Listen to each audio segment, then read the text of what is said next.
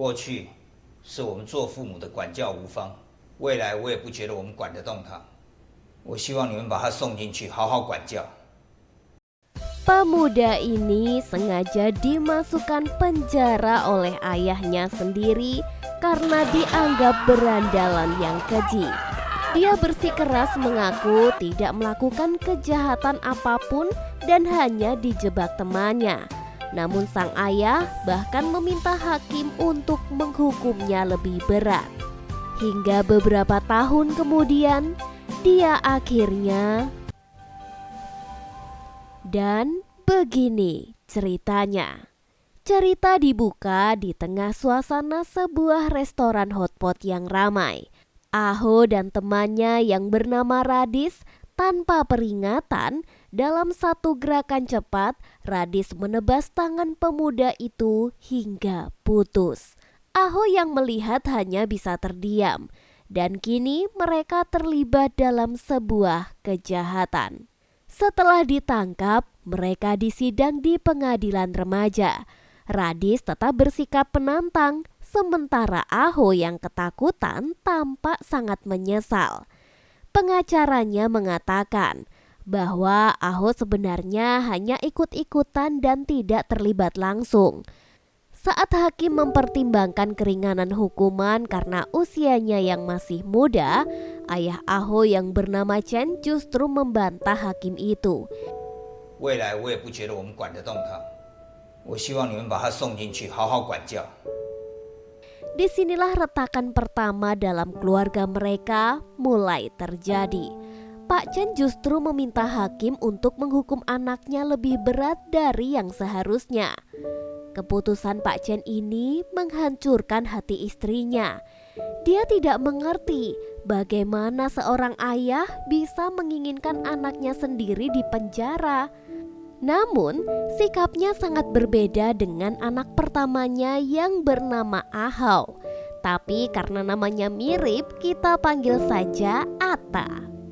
Sikap Pak Chen pada Ata berubah 180 derajat.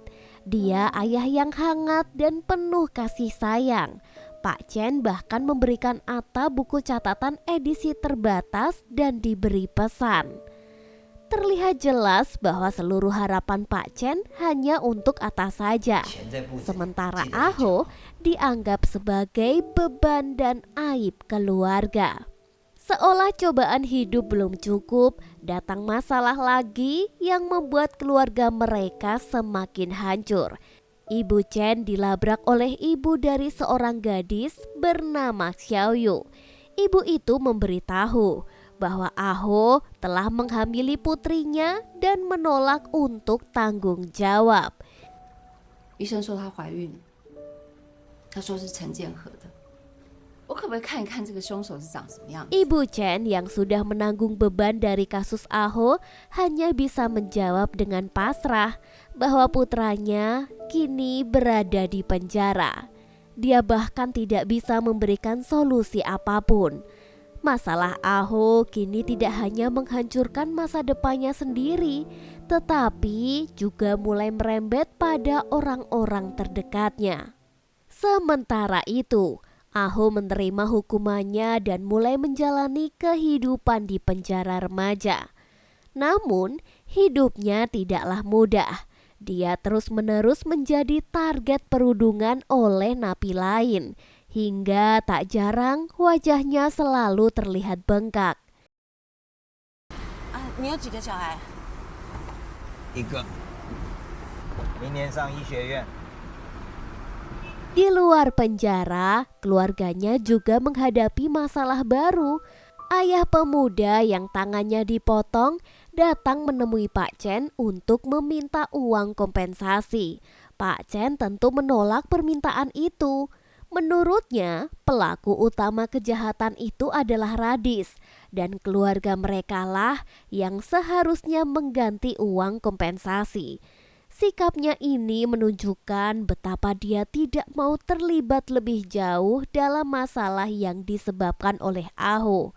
Singkat cerita, saat Ibu Chen datang menjenguk, dia sangat khawatir melihat wajah Aho yang babak belur. Namun, Aho tidak pernah mengeluhkan penderitaannya. Dia berusaha terlihat baik-baik saja agar tidak menambah kesedihan sang ibu. 没有什么事情啊。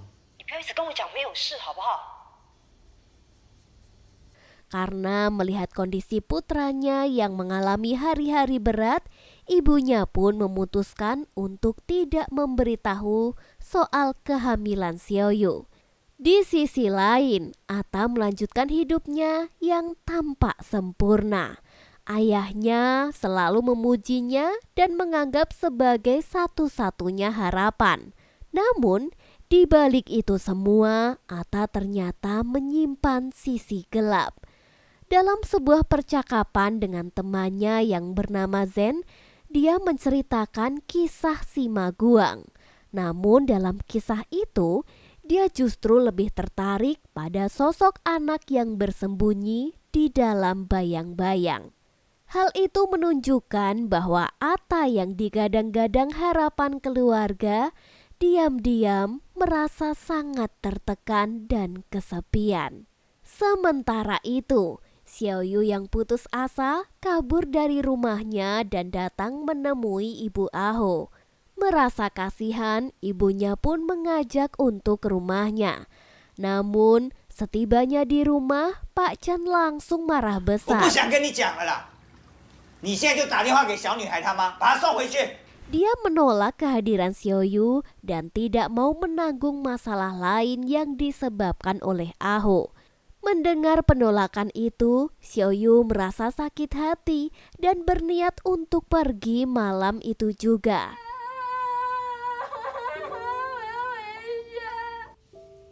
Keesokan harinya, Ibu Aho menemui Ibu Xiaoyu untuk mencari jalan keluar. Jadi, di malam itu, Xiaoyu kabur setelah bertengkar hebat dengan ibunya. Si ibu juga menceritakan bahwa Xiaoyu sebenarnya adalah anak angkat.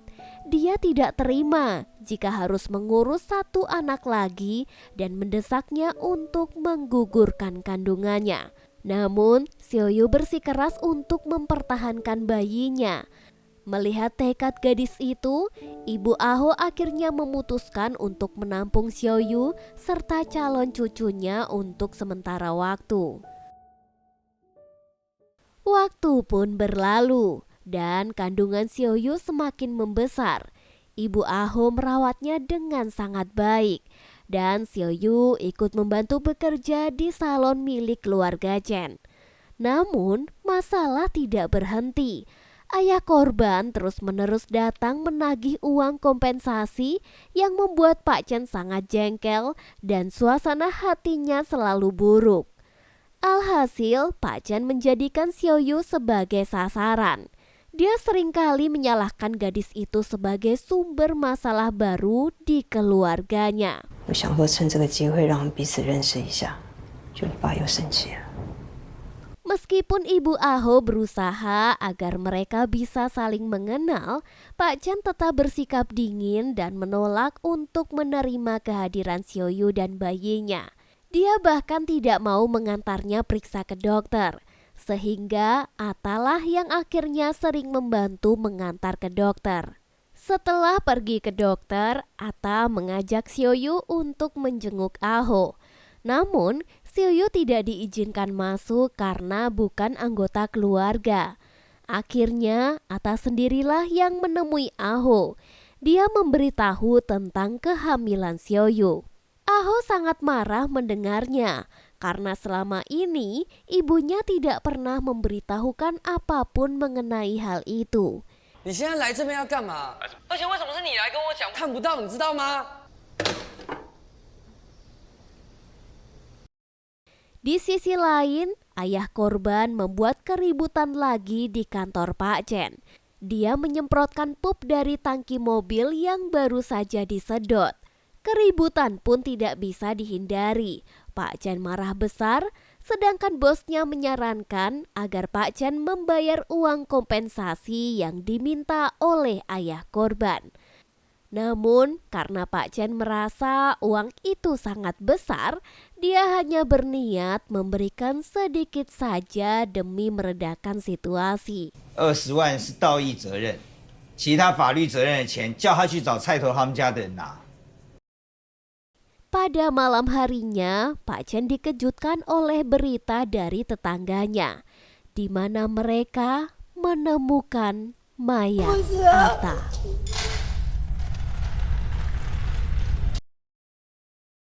Di saat pemakaman Atta, banyak orang hadir dalam pemakaman itu, termasuk Aho. Dia diberi kesempatan keluar dari tahanan untuk melihat kakaknya untuk yang terakhir kali. Setelah itu, Zeng, teman dekat Atta, berbicara dengan ibu Atta. Dia menceritakan betapa baiknya Atta semasa hidup. Atta ini selalu berusaha membahagiakan orang lain, bahkan hingga dia lupa untuk memperhatikan dirinya sendiri. Dalam saat-saat terakhirnya, Atta pernah menyampaikan sebuah pesan kepadanya. Dia berkata bahwa yang paling adil di dunia ini adalah matahari. Matahari menyinari semua makhluk tanpa pilih kasih. Namun saat panasnya terlalu membakar, semua makhluk akan mencari tempat perlindungan dan menghindarinya. Menurutnya, semua orang memiliki kesempatan untuk berlindung, tapi kecuali dirinya. Atta harus selalu menampakkan apa yang diinginkan oleh orang-orang terdekatnya dan berusaha membuat semuanya bahagia. Mendengar cerita itu, ibu Atta sangat terpukul. Dia menyadari betapa menderitanya Atta selama ini. Tetapi sebagai seorang ibu, tidak ada yang bisa dia lakukan. Sementara itu, Aho masih sangat terpukul oleh kepergian kakaknya. Dia merasa sangat frustasi.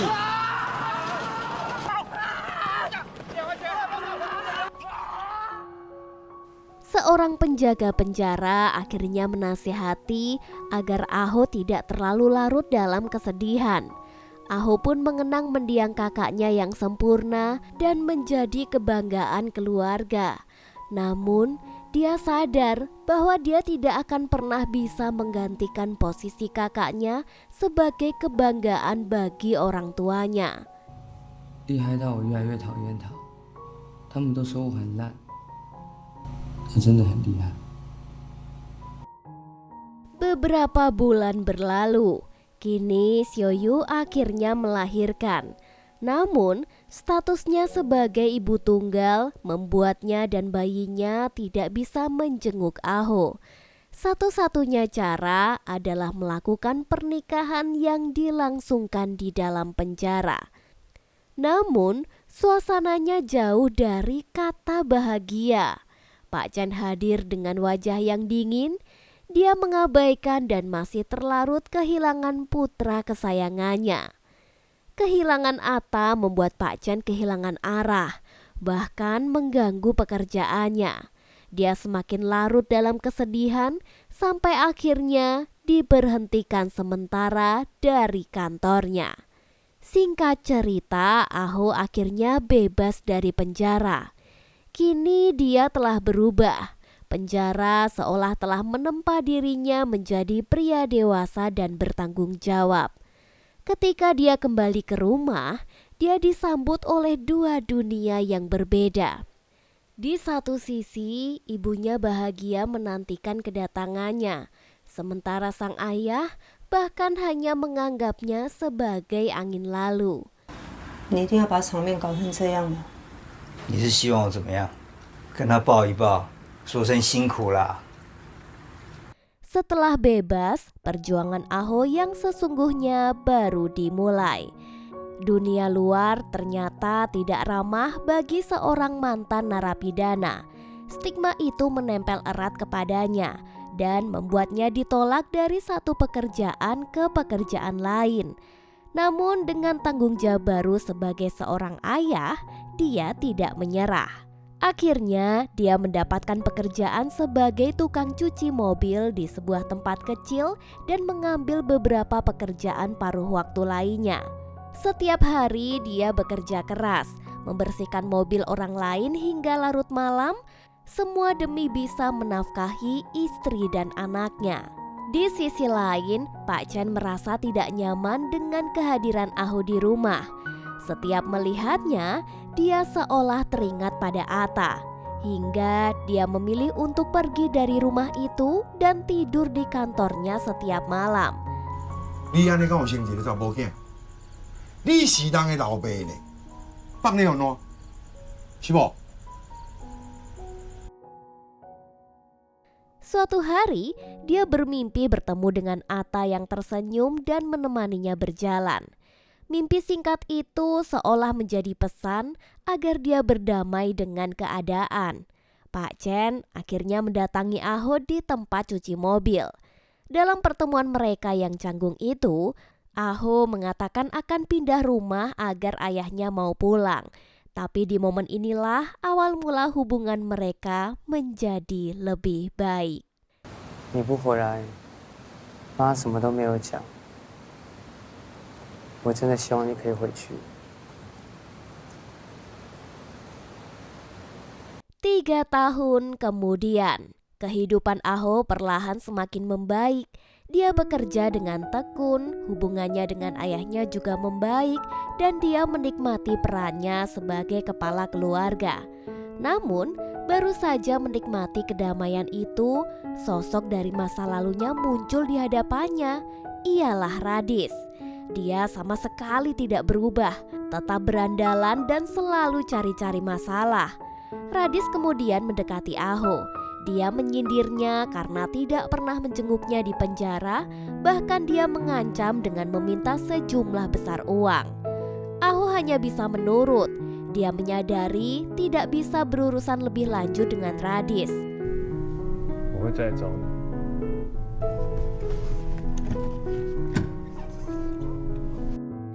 Ulah Radis tidak berhenti di situ. Dia bahkan menemui Ibu Chen dan Xiaoyu yang sedang berbelanja.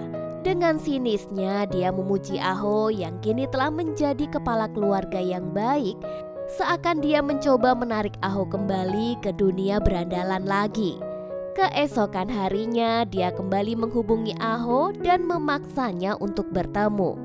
Radis mencoba menyeret Aho kembali ke dunia kejahatan, namun Aho dengan tegas menolaknya. 这里面有6发子弹，你就对着服务处把它打完。 我有说过要给你钱吗？ 你敢不给吗？ Sementara itu, Pak Chen yang mengetahui bahwa Radis sudah bebas menemuinya secara diam-diam dan memberinya sejumlah besar uang.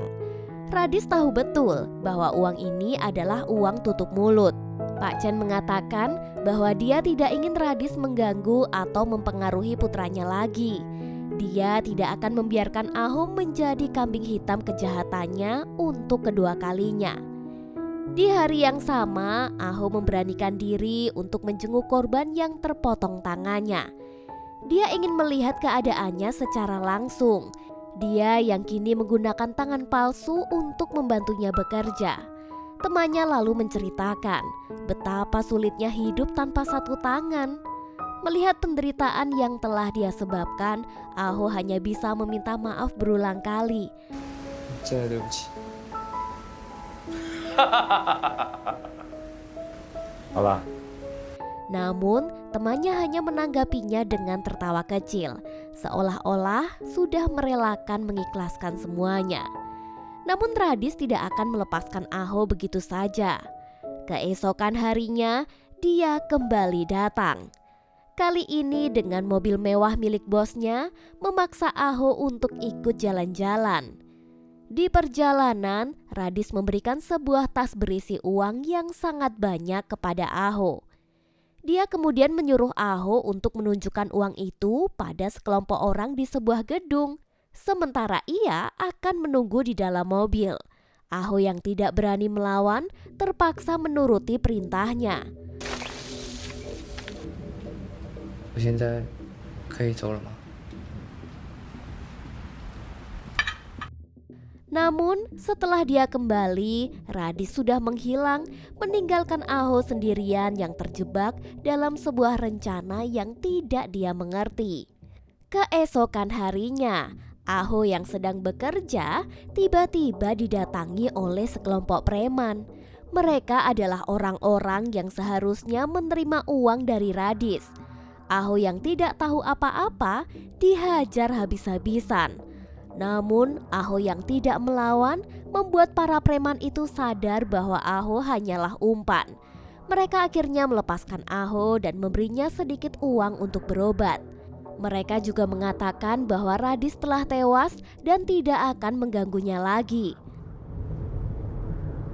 菜头以后不会再找你麻烦，他已经死好几个礼拜了。 Sementara itu, Pak Chen dan Ibu Aho sedang menikmati waktu tenang bersama di atas bukit. Di sanalah Pak Chen akhirnya memutuskan untuk menceritakan sebuah rahasia kelam yang selama ini dia simpan sendirian. Dia mengaku sejak Radis bebas, dia diam-diam selalu mengawasi Aho karena takut putranya kembali terseret masalah.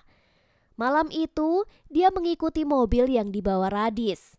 Dia melihat langsung saat Radis memberikan tas penuh uang kepada Aho untuk menjebaknya. Dia pun jadi panik dan insting seorang ayah yang ingin menolong anaknya, Pak Chen menginjakkan gas dan menabrakkan mobilnya ke arah Radis hingga tewas. Kemudian dia pun membuang mayatnya.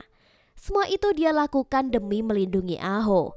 Dia mengaku pada istrinya bahwa setelah kehilangan Atta, dia sadar bahwa Aho adalah satu-satunya putra yang dia miliki. Dan dia bertekad akan menjaganya dengan cara apapun.